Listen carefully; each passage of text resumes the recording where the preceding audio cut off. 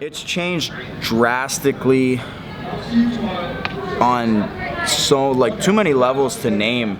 Now, because of the professionalism of events that are out there and how events are growing and how things are changing, it's crazy to see how much better the sport's getting overall, you know.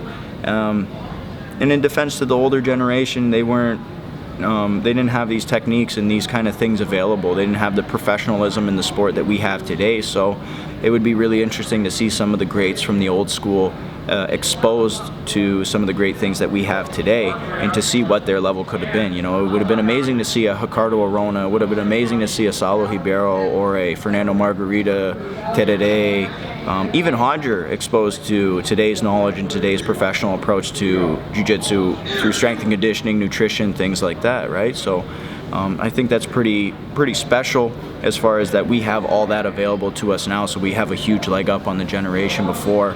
And the thing that's changed, I think, is the public's involvement with it. You know, before it was kind of a niche thing.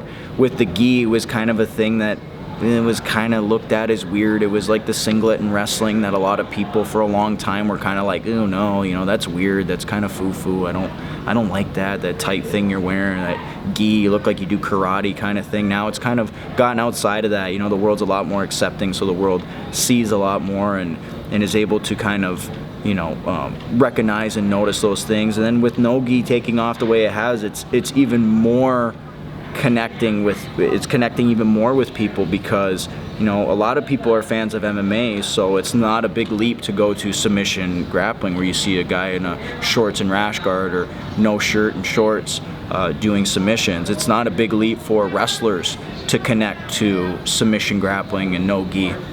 So with no gi taking off more and a lot more emphasis and focus on no gi, I think a lot more people out there are getting really connected, and even if they don't practice it or they don't do it, they can be excited and they can be like, oh, you know, I always loved wrestling, I always loved combat, I always loved fighting, and this looks like that to me. You know, this seems like, you know, a combat sport to me, and that's something that I think they connect with. It's very similar to the transition with powerlifting lately, how, you know, so many more people do CrossFit, so many more gyms have bumper plates and calibrated plates and squat bars and power racks and all these things. So then when they see the strongest powerlifters in the world, they're connected to it. Even if they can only squat 200 pounds, they're still mesmerized and captivated by these people that squat 8,000-9,000 pounds.